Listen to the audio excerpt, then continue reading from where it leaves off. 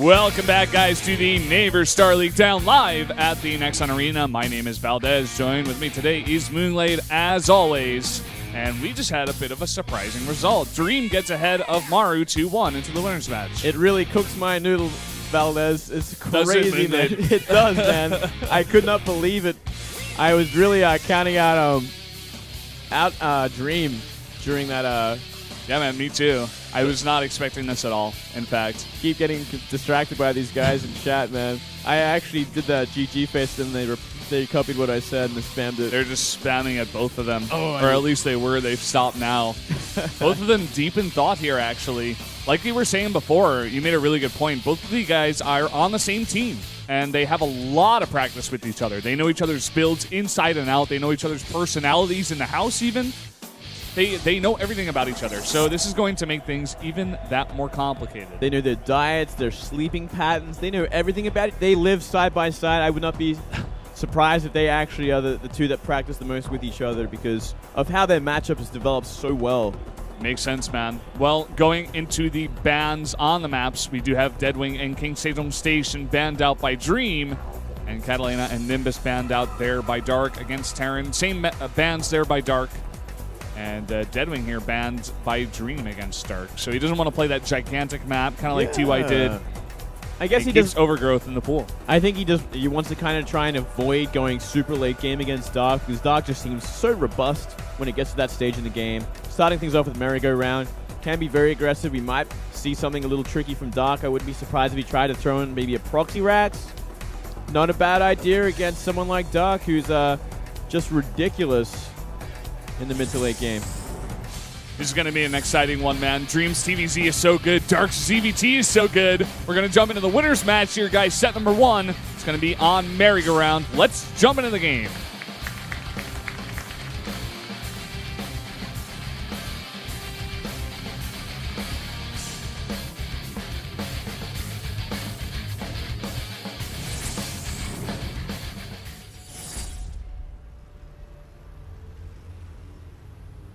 Up here on the top, right in the red, the Terran player defeating Maru in that last match to get to the winners match. It is Dream.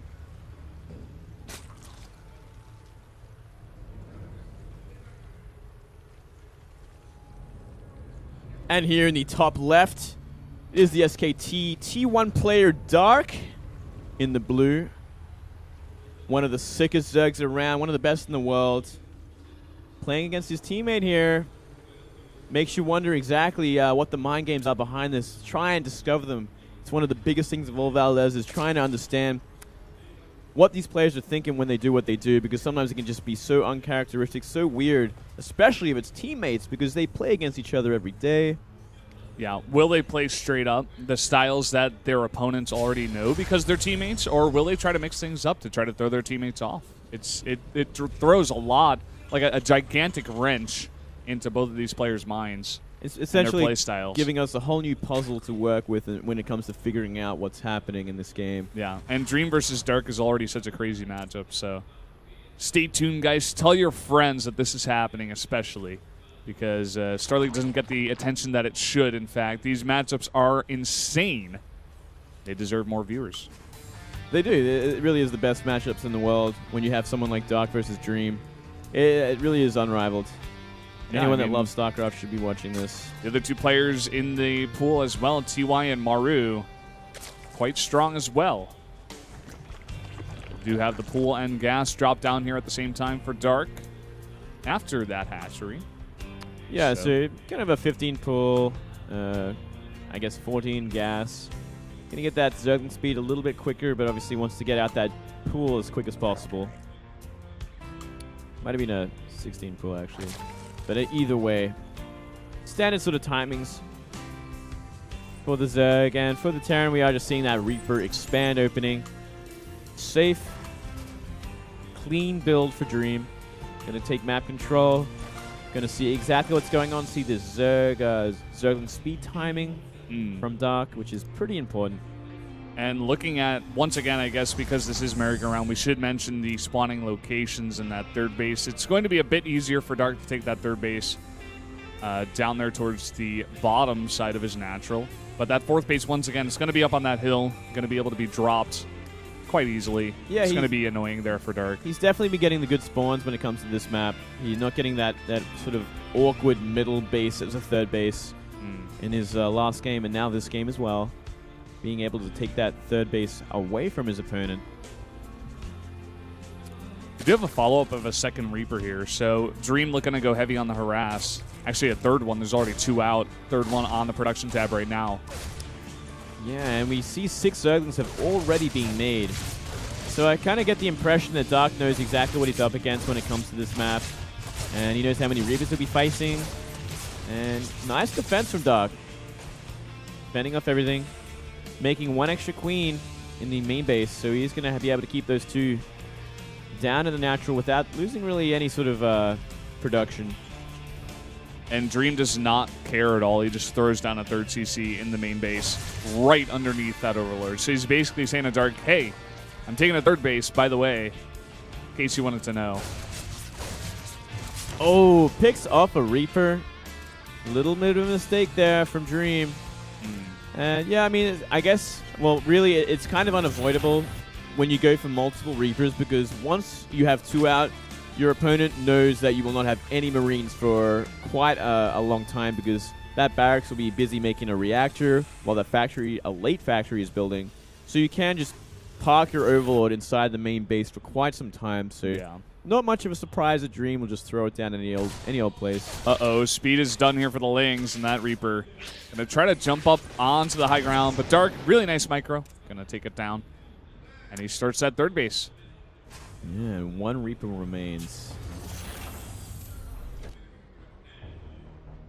So Dark in a pretty comfortable position, getting rid of 2 Reapers. That actually takes a load off your mind, because if there's still like 2 or 3 Reapers with about 4 to 6 Hellions, you can poke on the creep a lot. You can trade with Queens pretty efficiently.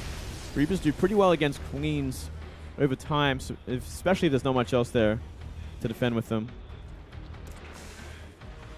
We are seeing a bit more pressure coming out onto the map, at least for now. From Dream, he just have 2 Hellions and a Reaper here. Maybe looking to deny that creep from spreading. Yep. Pretty easy map to deny creep spread on. It is, I mean, it's so hard to spread creep down this ramp. It is such an open sort of area. Obviously, Hellions are going to have a pretty comfortable time. Bit of a run by, not going to do much at all. And Dark, once again, going for 3 gases, not 4. Deciding to get that 4th one just a little bit later. He's also got 5 drones on his main gas.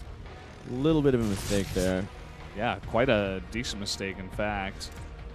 And now Dream out on the map with a 7 Hellion, 1 Reaper harassment force with 1 Banshee looking to go into the main. But he actually just pulls back, kind of scared about Dark's counterattacks here. Even though he's got a wall. There's only 4 Lings. Yeah, it's just, I guess, an easy cleanup. It wants to try and stop any sort of Zerglings on the map whatsoever, any sort of scouting capability that he can avoid. And we are seeing Cloak Banshees. Cloak just about to finish. And ooh. No Banshees out just yet. 2 more factories on the production tab here. May see a bit of mech coming out of Dream here against Dark. There's the first Banshee, and this could actually do a lot of damage. 3 Queens. Gonna have a hard time against this. All transfuses have been used. The Hellions poke just a few more times. Maybe he can get a Queen or 2. It's gonna be hard with the Zerglings there, but the creep spread has been stifled once again towards the middle of the map.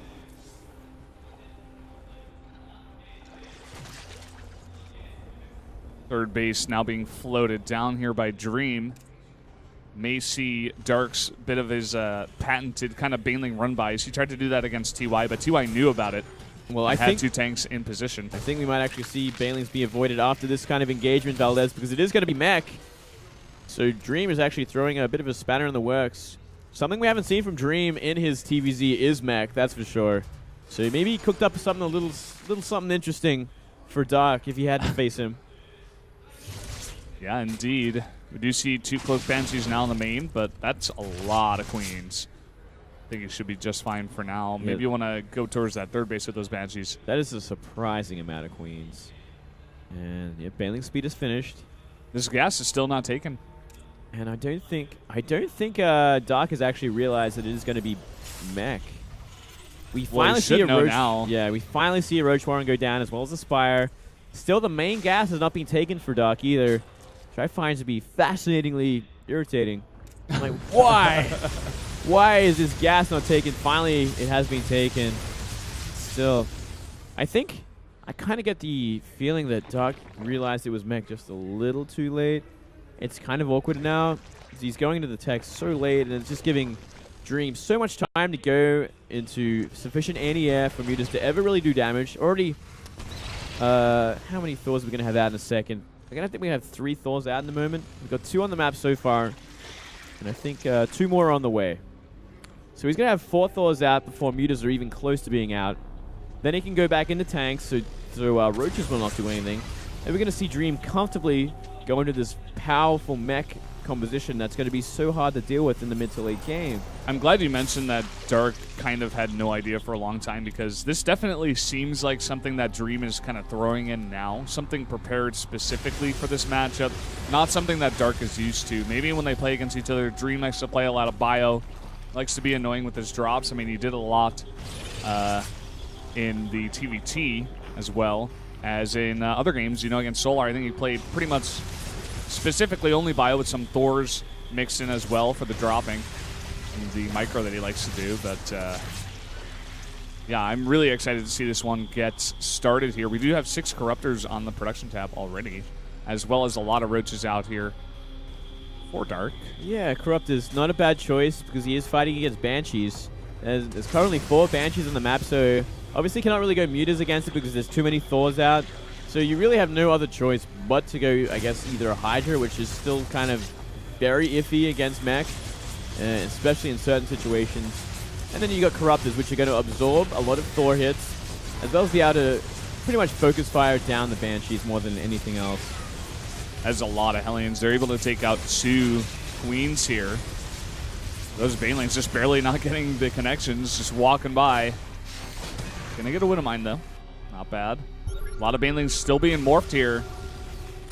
It looks like for now he's just making a huge force of Ling Bane Roach with some Corruptors. He may be trying to end this before the mech player is actually able to get up a big army here. I mean, the mech player is now maxed out, so he might have missed his timing at this point. I don't know, Valdez. We are going to see a huge engagement. There's nothing but Thors for the Banelings to hit.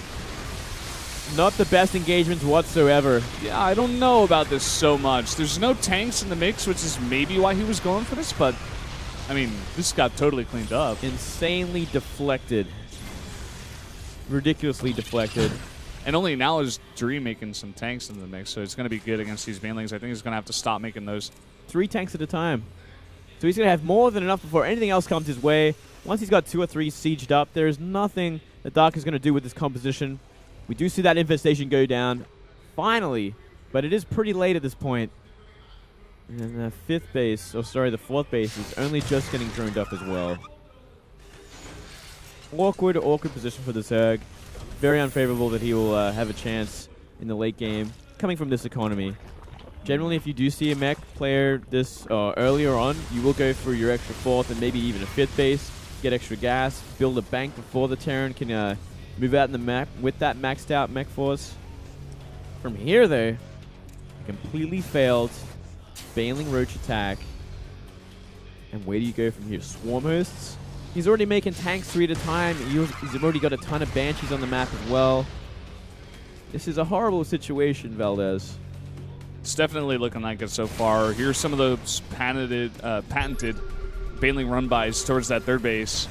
Only about 4 Banelings here. Let's see what kind of connections they can get. And if Dream realizes, here we go. Not the best. He gets 1 Mule and 4 SCVs, but this tank, this giant army of the mech player right now is on the creep, clearing it up. And we've got about 3 Swarm hosts. Well, then. I don't know what 3 Swarm hosts are going to do. These Banelings going to help out kind of getting rid of the buffer for the mech army, which is the Hellbat. Sure, that's great, but what else? Once these tanks are sieged up in a decent position, doesn't matter how many locusts you're going to throw their way, because that is a lot of tanks. And they are +2 currently. Coming from behind with some Roaches as well as fighting with the locusts is what he's trying to do for now, but he's right in the middle here. The Zerg is not really able to sum up a big enough army to deal with this entire thing. We do see a bunch of Roaches back here denying mining, but that's not going to stop this push. No, and that is 7 tanks sieged up with +2.